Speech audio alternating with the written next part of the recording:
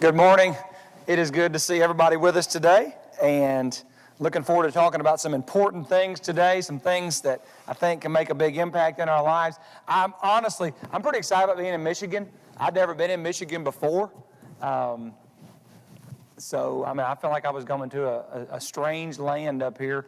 And I saw this guy yesterday when we walked in, and he started he was talking to me, and he held his hand up, and he was pointing where he was trying I live here. And I thought he was crazy. I thought this old man has lost his mind. I figured he was showing me Michigan on his hand, and I didn't know it. So I'm learning stuff like that that's what that means. That's how you do Michigan.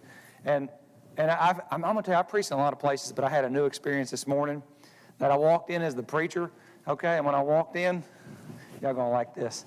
Somebody gave me a bottle of hot sauce before I preached, and I thought, we're going to have some fire today, all right? So I'm going to keep it right there if I need that. But really, it is a privilege to be here. I am excited to be here and have really enjoyed the weekend and getting to know the church here in a better way. I've heard of this church. Of course, I knew Paul, at least who Paul was, for quite some time. And you guys have a very good reputation in the brotherhood for so many great works you're involved in. Whether it's Romania, I know you guys are heavily involved in Latin America missions and things of that nature. So keep doing what you're doing. What I want to talk to you about during our Bible class hour this morning, it's a subject that I've thought about for a very long time. I've really thought pretty heavily about it for the last 19 years. And my son turns 19 in a couple weeks is the reason that I've been thinking so heavily about it. But I'll be honest, it's one of those subjects that I've been hesitant to preach on for a lot of those 19 years for various reasons, but to understand that it's a topic that sometimes people are sensitive about because it's our children. And I like my children, and you like your children. And sometimes we just care about them so much we become blinded to reality, and we don't like to think about their spiritual state, because sometimes that's a difficult thing. But I want every one of our young men, I want every one of our parents and our grandparents that are listening to listen really closely to what we're going to talk about this morning, because I'm convinced that in our nation and in our churches that we have a real problem. And you may say, well, yeah, that may be the understatement of the day, that we have a problem in our nation and in our churches. But the problem in particular that I want us to think about, I think, is at the root of a whole lot of other problems. And the problem is this: our boys are not becoming men. Our boys are not becoming men. They're staying boys, and they may grow up and they may get so many years under their belt, but they're not becoming men. I know that's not a new problem. I read a little bit about the history of things like the YMCA or the Boy Scouts of America, and the origin behind those organizations where people were concerned that their boys weren't becoming men. But I think in particular in the church we have a unique perspective on that subject. How many of you have a boy? You're a parent. How many of you have a grandson? Right? So this hits almost every person in this room. We've been talking about a lot of stuff this week, and I wonder, is it hitting this person? Is it hitting that person? But this is something that I have to apply to every single one of us.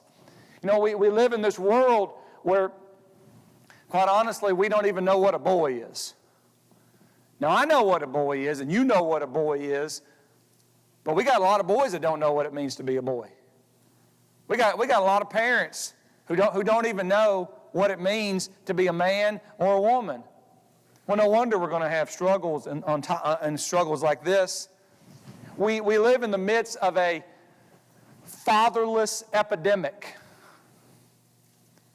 I got a friend of mine who coaches middle school football, And he's a great middle school football coach, and he really invests in all these boys that come through. But I was talking to him about this, and he asked me the question. He said, of all the boys, I've been coaching about a decade, how many of the boys do you think grow up in homes without a father? And he in particular coaches in a heavily African-American community. And I was thinking about, well, I don't know. I knew the number was high. What kind of number do you think he gave out? What do you think? 70%? That'd be crazy high, wouldn't it? 70%? Anybody else? 70% doesn't even touch it. He said it was 95% of the boys that he was coaching, coming through 6th graders and 7th graders. And it doesn't mean that none of them had a male influence in their life, but 95% of the young men that were coming through there, they were growing up in fatherless homes. And can I tell you, that's not just a problem in the African-American community. When you look at the number of children that are being born into single-parent homes as opposed to a home with a mother and a father, how long does it take you when you're around a kid to figure out that they probably grew up without a daddy? Does that take very long? It usually takes about 2 minutes, right? And listen, I'm not trying to get down on single-parent homes and some of the great things that they do and the efforts that go there. I'm just saying that whenever that happens, that's not ideal. That's not what we want, and we want something different. I want something different from my son. I want something different from my grandson. All of these things that are playing into, the reason that we're dealing with these things, one of the reasons that we're dealing with the sexual revolution where we don't even know what men and women are, one of the reasons that we're dealing with these things where we have this fatherless epidemic is because we got a lot of boys who are not becoming men. That's the reality of that. And the only way that we're going to have a solution to that, well, the great thing is that God has given your sons and your grandsons you to lead them and to guide them. Now, when I talk about being a man, boy, we get a lot of different ideas about being a man. Can I tell you, I'm not talking about being a man as the world describes manliness. You know, honestly, I don't care if you got a beard or not, right? I don't care if you hunt. I don't care if you got a tattoo. I don't care what kind of music you listen to, right? I mean, I don't care. I mean, you can go sleep on the ground with all the rodents out there. But to me, and that is pretty manly. But to understand, that's not what makes you a man. What makes you a man is being a man of God. Being someone that knows and loves the Lord. Being someone who serves the Lord. We've got to save our boys because a boy is the only thing that God can use to make a man. And that's where the breakdown comes over and over. Where our boys are just not becoming men. They're just staying boys. It happens this way a lot, where a boy will be blessed to be born into a Christian home. Have parents maybe that love the Lord. Parents that are determined to raise that boy in the nurture and the admonition of the Lord. True success is living your life and going to heaven. And we're going to make sure that this boy lives his life and he goes to heaven. Can I tell you, if you were blessed to have godly parents, if you were blessed to have parents that brought you up in the nurture and the admonition of the Lord, you ought to thank them. Because not everybody had that. And some of you who didn't have that, you know just how special it is. But if you had that privilege, listen, if they're in this room, just kind of look at them, give them a little wink, okay? You could buy their lunch someday this week and just to say thank you, right? Because you're blessed. But then what happens to those good people? As long as time that boy gets to be around 12, 13, 14 years old, sometimes older than that, but it usually starts pretty young. I'm just seeing it over and over. I could give you names. They probably wouldn't mean much to you, but they mean a lot to me because they kind of break my heart, if I want to be real honest. I bet you could give me some names too Around the time that boy gets to be around 12 or 13 years old, this transition starts to take place, and they become less and less interested and involved in spiritual and godly. You've seen it, haven't you? You're nodding your head because you've seen it. You could give me some names. I'm not going to ask you to, but you could give me some names. Maybe they used to sit right there, or they used to sit right there, but that happens in every church I've been a part of. And then all of a sudden, you know what? They'd rather be playing ball or playing in the band or playing a video game or watching videos on their phone, and then their life starts to revolve around all these things of the world instead of the things of God. And the things of God that used to be a big part of their life when they were a boy, all of a sudden they don't transition. They don't transition in their life. And their life becomes filled with things that are just the things of this world. And as they grow into adulthood and they get busier here and busier there, God is always taking a back seat in their lives. He's always becoming less and less important rather than more and more important. It's why we have problems with a shortage of godly men for our godly young ladies to marry. Is that a problem?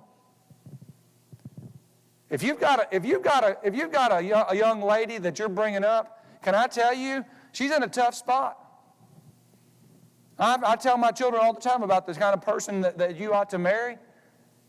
And I can tell you, easier to talk about than to do sometimes. Where's this godly young man at? They are in short supply. Parents, you feel that? You got a daughter, you ought to feel that, right? You got sons too, you ought to feel it double.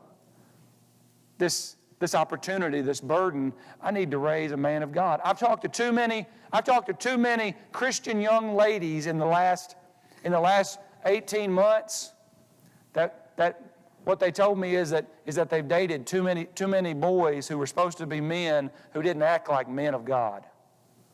They acted like boys of the world. And they didn't know what to do with that.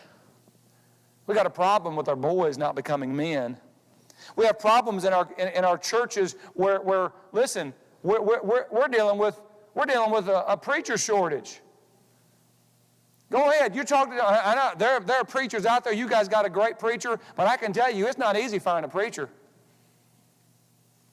You better take care of the one you got, because it's hard to find a good one. Why? Is it because it's rocket science and nobody? No, it's because we don't have boys becoming men. That's about raising. We're struggling to find elders in the church. Is that true? Congregations exist for years and years and years and years and years and can't produce two spiritually minded men. That's all you need is two, right? I'm just telling you there's something wrong. There's a problem going on if we can't come up with that. In a lot of places they can't come up with that. We got too many grown-ups that are boys instead of men of God. We're looking for Bible class teachers. We're looking for servants in the church. That's why as we talk about this, what I'm telling you is we got to save our boys. We got to be intentional about what we're doing to take that boy and to say, my job is not just to get him from 0 to 18 and then kick him out. My job is to take this soul and help this soul become a boy and help that boy become a man of God. That's the goal. If I don't do anything else, that's what I'm going to do. If I teach him how to throw the perfect spiral or how to have the best move off the line or be the best football player in the world, which I want him to be, all those things. But if I teach him to do that and I don't teach him to know and love the Lord, I have failed as a parent. That's on me. That's that burden. I got to take that boy and make him into a man of God. Paul spoke in 1 Corinthians chapter 15, verses 47 through 49, and he said the first man is from the earth. He's earthly. The second man is from heaven. As is the earthly, so also are those who are earthly. As is the heavenly, so also are those who are heavenly. Just as we have borne the image of the earthly, we will also bear the image of the heavenly. Paul describes two types of men. There are earthly men and there are heavenly men. There are two Adams. That first Adam, he says, is earthly. That second Adam, he says, is spiritual. And the question becomes, which one are you? The question becomes, which one is your boy going to become? Y'all ever known a grown man who act like a boy? I've talked to 50-year-old men who acted like 8-year-olds in the church, who had titles behind their name. Okay? They got a maturity problem. And we don't always like to talk about, but that's exactly what it is, right? The problem is you're still childish. You haven't grown up. You're earthly. You see, that first Adam, that earthly Adam, that just is that's the natural course. Whatever comes natural. Do you know that your son has a flesh problem? Your grandson has a flesh problem. Did you know that? You ought to, because he got the same one you got, right? And no knock on him. I'm not like dogging on your son or your grandson. That's the human condition.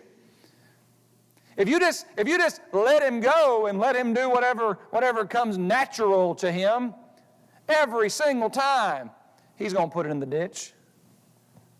And he right? That's what flesh does. At the core of that natural man is, you got to get all you can out of life. It's about the pursuit of your pleasure and your achievement and the things that are going to make you happy. And manhood is without transcendent meaning. What do I mean by that? It means being a man is just all about this. It's all about everything I can get in this world, everything I can experience in this body. But that second Adam, that second man is spiritually minded. This is the man of God who says, life is about more than me. Life is about more than my pursuit of pleasure. Life is about more than what I want out of life. He's able to see the bigger picture of what's in front of you. And manhood all of a sudden is based not on my will, but His will. It's based on revelation, not on instinct and reaction. Jesus was a man who lived under authority. We need to remember that as our society tries to define manhood as, and nobody tells me what to do. You ever seen people try to define manhood that way? Right? I'm a big man. Nobody tells me what to do. I'm my own boss. Okay. You do that. You do that. You do you. But I'm telling you, that's not how Jesus lived. Jesus was a man who lived his life under authority. Men of God, great men of God, powerful men of God, lived their life under the same authority.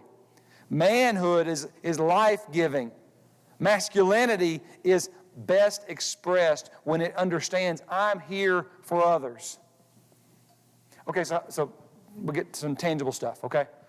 Just trying to set this idea that you already knew, but I want to remind you of it. We got a manhood problem. We're going to save our boys. How are we going to do that? How are we going to do that? First thing we're going to do is we're going to figure out what time it is, because there's no clock in here. Okay, so we got a little bit of time. So, who cares? When those people that skip Bible class and they come in for worship and we're in here, they're the ones that are going to care, okay? Okay, let's stay out there. Okay, so to understand, first thing we got to do if we're going to save our boys and help them become men, we got to keep them humble. We got to keep them humble. One of the things that's devastating in young people's lives is when they believe that the whole world revolves around them. That's childish thinking. But there are a lot of parents and there are a lot of grandparents who feed into that model. They teach those children that our entire life revolves around you. And so those young people begin to believe life is all about me. That's how my parents act. They spend all their money on me. They spend all their time on me. They spend all their attention on me. And don't think I'm not saying I don't spend money and time and attention on my children, okay? But what I'm saying is it gets totally out of whack until they begin to believe they really are gods. Nobody says that. But their parents worship them. Their parents follow them around everywhere they go. It's all about that child. That's not healthy. And we may be reacting to a generation where there were absentee parents and maybe they didn't pay as much attention as they could have. You guys understand some of that? But the pendulum has swung to so much of our culture where children are put on a pedestal and don't think it doesn't change who they are. Because here's the reality. Life's not going to be about them. Everybody in here learned that fact? Right? When you thought life was all about you and it popped you upside the head about 14 times till you finally, right? I mean, that's just, and some of you it's still popping, right? Because you ain't learned the lesson yet. Sometimes I wonder if that's still what's going on with me. Paul says in Philippians 2, let nothing be done through selfish ambition or conceit, but in lowliness of mind, let each of you esteem others better than himself. Okay, that's not just about you. That's what you got to put into your boy. That's what you got to put into your son and your grandson. A humble spirit. This is a challenge. And there may be some people it comes a little more natural to. I'm going to tell you, humility does not come natural to me. Okay? I am a proud man pursuing humility by the grace of God. Like I really am. I'm pursuing it. But I'm going to tell you, I'm also pursuing putting it into my son. Because I can tell you what, him being full of himself isn't going to do him or anybody any favors. You know, the Apostle Paul struggled with pride. Did y'all know that? Sometimes you talk about preachers and pride. That's a big problem with some guys. The Apostle Paul struggled with pride. How do I know that? Well, God said that's the reason he gave him a thorn in the flesh. See, Paul had done things, said things. He was very talented, right? He'd seen things nobody'd seen, heard things nobody'd heard. It'd be easy to think he was something. God said, that's why I gave you a thorn in the flesh. I don't want you exalting yourself. I want you to learn to glory in me instead of in yourself.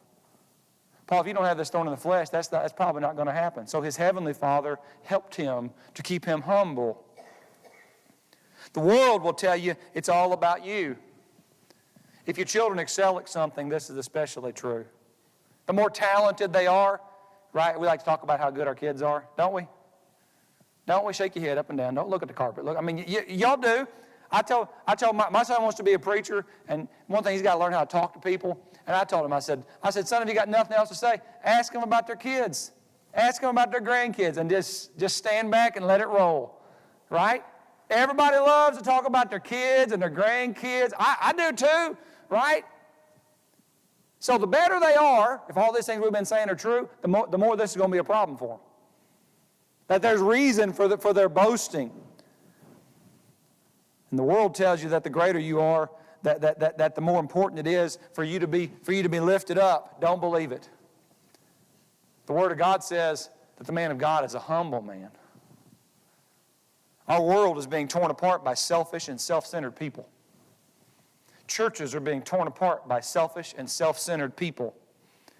And this is at the core of so many problems that we face and that we drone on about, even to the very nature of truth itself. You hear people say these things like, you need to speak your truth. Well, what does that mean? Your truth. Now, when I was coming up, we called that an opinion, okay? But I'm just going to tell you, that's not, young people are not saying you need to express your opinion. They need to say, you need to express your truth. And whatever I think or feel about it, that is how they define truth. That's a messed up way to define truth, okay? Because you're going to get your truth and your truth and your truth and your truth. They're not the same thing, but they're all true at the same time. Reason doesn't work that way. But the reasoning of many young men works exactly that way. Because they've been taught that. What you think is listen, no, this is about truth and you submitting yourself to truth and realizing this is not about you. Think more of others than you do of yourself. That's who Jesus was. Tips on promoting humility amongst our sons and maybe even amongst ourselves. We have to refuse to self-promote. There in passages like 2 Corinthians chapter 10, he says, but he who boasts, let him boast in the Lord. For not he who condemns himself is who commends himself is approved, but he whom the Lord commends. Every time you have that feeling to talk about how great you are, to turn the conversation to yourself, you got to stop yourself. Every time your son wants to brag on himself, it may be true stuff. Hold on. Let's calm this down, right? Let's put this in perspective. I'm proud of you too. I'm excited about these things too. But we're not going to go around tooting our own horn about everything that we do. We're going to refuse to self-promote. Hey, if you want to boast in something, why don't you boast in the Lord? Why don't you boast in the fact that you know Jesus Christ? Why don't you boast in your salvation that's found in His church? Man, I'm a Christian. I can tell you a lot of things. I helped my son put together a resume. I was like, that's pretty good, right? And you're a Christian. That's better than everything you're going to put on that resume. Do you believe that? Does your son believe that? That's the question we got to ask, right? Refuse to self-promote. Back in Romans chapter 4, there's this line that always rings in my mind, that he's talking about how our salvation is based upon Jesus Christ. And they ask this question, it says, so where then is boasting? Right? Where, like, okay, so when do we get to tell about all the stuff that we've done and what we deserve? The good things. And anybody know what it says? It's stuck in my head.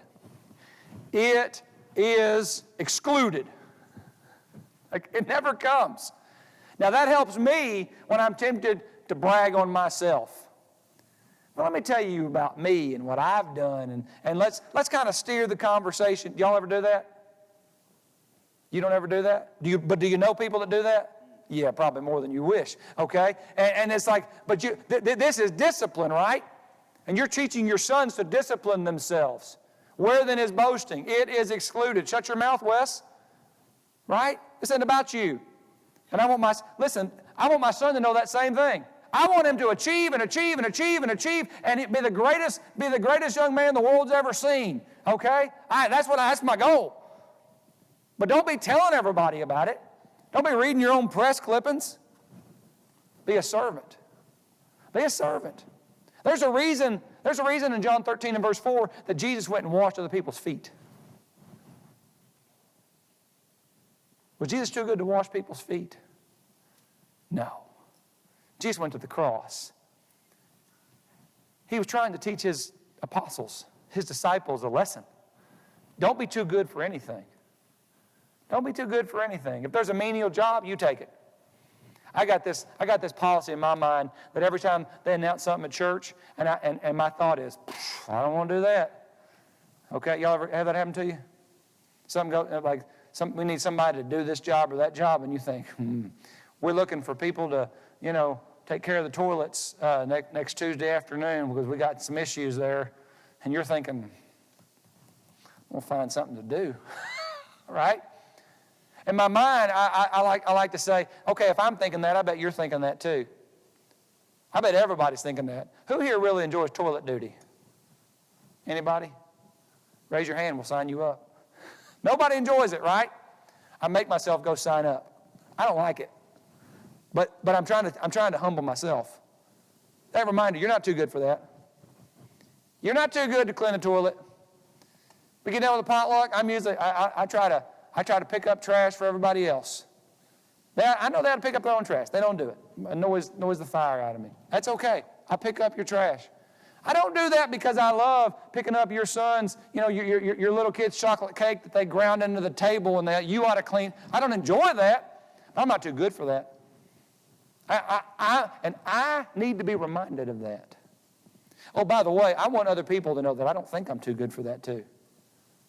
Right? This is about being a man. It's not about being a boy. Well, we got little Jimmy and he's too young to be dealing with it. No. It's about being a man. If there's something to be done, you're the one that takes responsibility.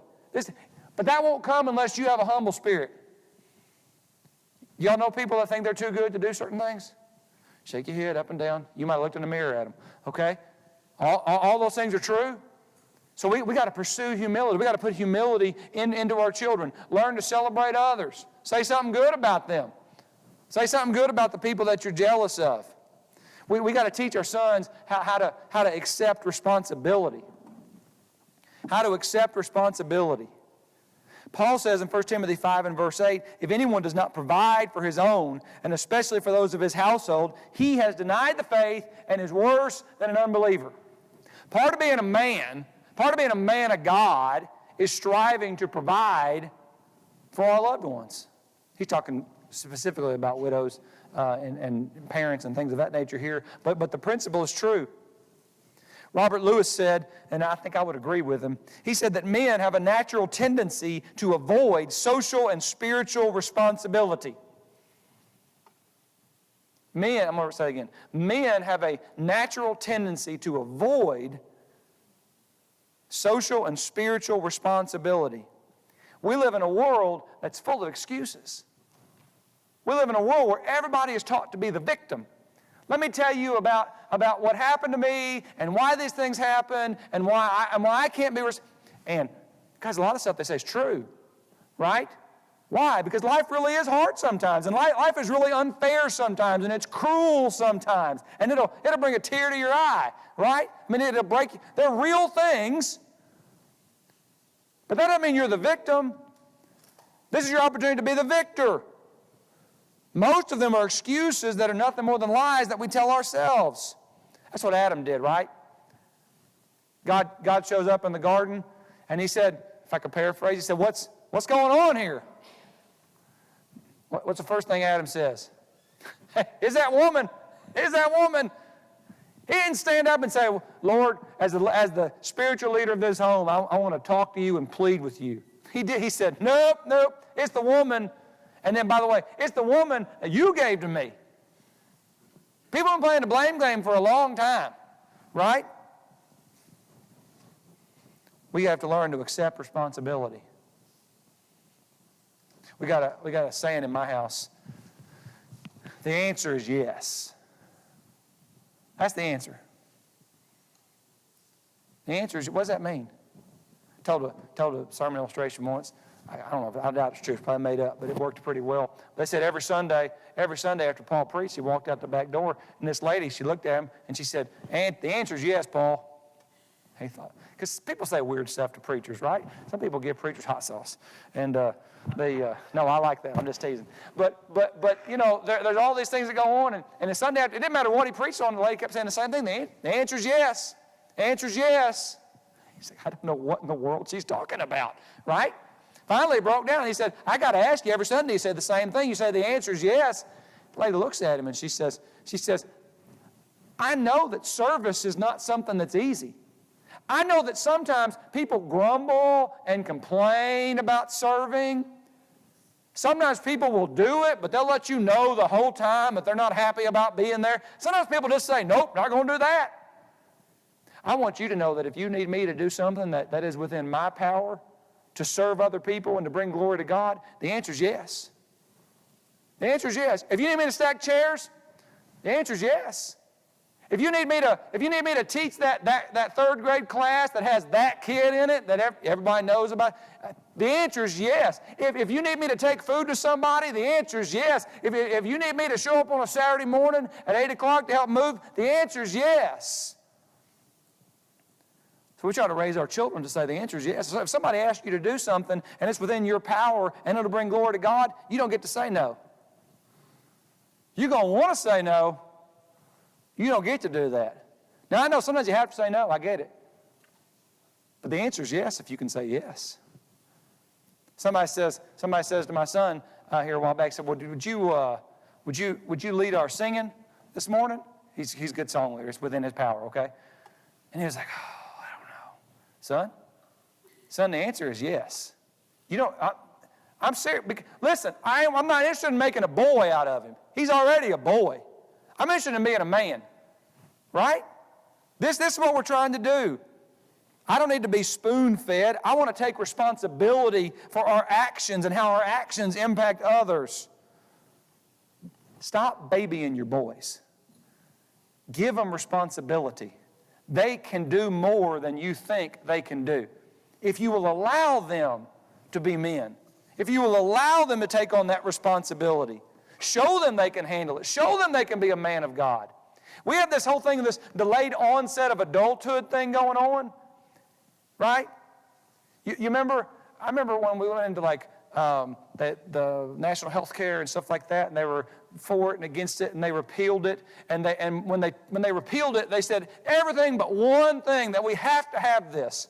And they said, and what you have to have is that your children can stay on your insurance until they're 26 years old.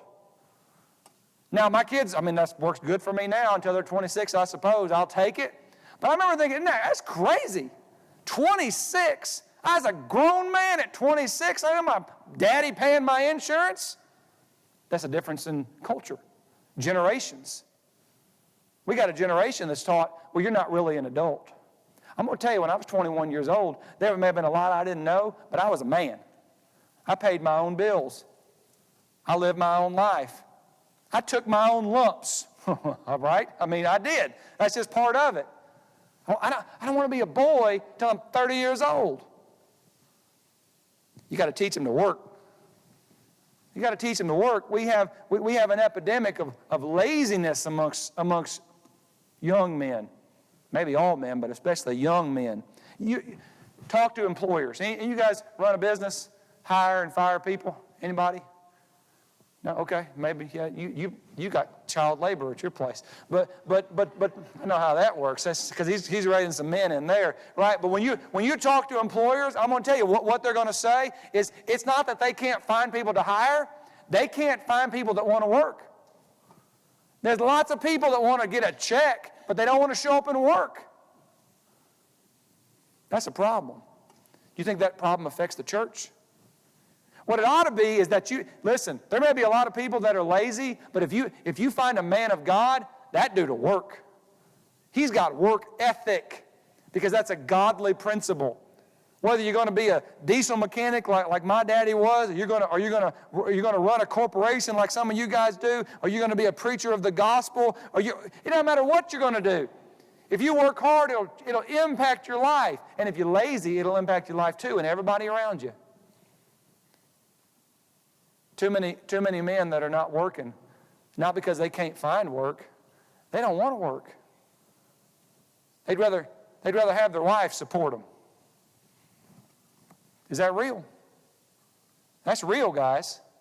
And ain't nothing wrong with you. I mean, your wife can have a job. I'm not saying that at all. But I'm saying when you have that attitude that says, well, I'll just let her support me, that blows my mind. The soul of a lazy man desires and has nothing, but the soul of the diligent shall be made rich. Whatever you do, Colossians 3 and verse 23, do your work heartily as for the Lord, rather than for men. There's a study from Cornell University that found that marriage is on the decline because, they said, there is a shortage, their words, of economically attractive men on the market. What are they saying? They're saying a lot of women are not getting married because they got all these boys out there, and they don't have any money because they don't want to work. They want to sit in their mama's basement and be babied and live off their parents. That's a problem, right? We got to teach them to work. Okay, got one more. This is a big one. Man, we should have hit this one earlier. We got to teach our boys how to handle sexuality. This is a big problem. This is a real big problem. So someone once said, if you think that you can't fall into sexual sin, then you must be godlier than David, stronger than Samson, and wiser than Solomon. That'd be pretty big, wouldn't it? What he's saying is this is every man's battle. This is, and it may not be today, but there's one day that this is going to become your boy's battle. And it has toppled greater men than you or him. You got to teach it. Don't just send them out there and say, well, just good luck. That's foolish. If you think this can't happen, they're not godlier than David, stronger than Samson, wiser than Solomon. See, there's going to be a day, I don't know when that day is going to be, but you're going to be walking along in the mall with your little boy. He's a boy, right? He don't know what's going on. He's living in his own little world. And then all of a sudden, he's going to notice that 15-foot Victoria's Secret model on that wall for the first time. He's going to know. Y'all know what I'm talking about? Y'all know what I'm talking about, don't you? He doesn't know. But there's going to be a day that he notices it. That's happening. That's the world we live in. Have you prepared him for that moment? Have you prepared him for these things? Teach them to handle sexuality. Paul says in 1 Corinthians 6 and verse 18, flee sexual immorality. For every other sin that a man commits is outside the body, but the sexually immoral man sins against his own body. See, the lie is that sex is just physical. No. Whatever you do with 1 Corinthians 6 and verse 18, he's saying that sexual sin is a whole different category. There's something different about sexual sins. How do I know that? I know that every time somebody knocks on my door and says, we need to talk, and they're very distraught and something really bad has happened, about 75% of the time it's something sexual. You can fill in the blanks on those things and what that might look like. You need to run away from those things. Run away like Joseph ran from Potiphar's wife. Don't hang out like David did with Bathsheba on the rooftop. Don't take that second look. You run away. You flee from those things. You got to teach your children how to handle these things. Protect them. Most people are not being protected. I do a lot of premarital counseling. So I do premarital counseling with usually with Christian young people. Okay? I don't do a lot from just people that are out in the world. But when you get into premarital counseling, I ask them a lot, so are you sexually active right now? These are our young people. These are our boys. Okay? I'm going to tell you, probably about 80% say yes. It's the reason people are waiting around to get married. They're dating for 15 years, right? Half the time it's because they're living like married people. That's real. We got people in men's bodies that are acting like little boys. But you got to teach them about that. You got to protect them in those things. You're going to give that boy one of these? You better protect him. You better put something on there. Listen, how long would it take you to pull up pornography right here in the Swartz Creek Church of Christ Church building? How long? Who got a smartphone? Anybody? How long would it take you? 30 seconds, and you're a slow typer. Okay? So you're going to give this to your 12, 13-year-old son and say, go in your room by yourself and just have fun on the internet? That's what a lot of parents do, right? It's going to keep that boy from becoming a man. It's going to be that stumbling block. You have to protect them because you're trying to raise that man. Guys, I'm just going to tell you, I don't have all the answers with this, okay? I mean, I've kind of raised mine, and I've done a lot of the best I can do in regards to that, and I've made a lot of mistakes along the way. I know a lot of stuff what not to do, and we can talk about that at lunch if y'all want. But I just want us to acknowledge that there's a problem in our culture and our society, and the solution to that is us understanding, I want my son, I want my boy, my grandson, not just to be 18, 20, have a nice job, I want him to become a man of God. That is the goal. And I must continually and fervently work for that goal. That's the blessing that young man has because you are in his life. Not everybody has a you in their life, but he has you. So make sure that he feels that impact. Okay. They're stacking up out there, so I'm going to quit. Okay? Thank you for listening. We're looking forward for our lesson this morning, our worship.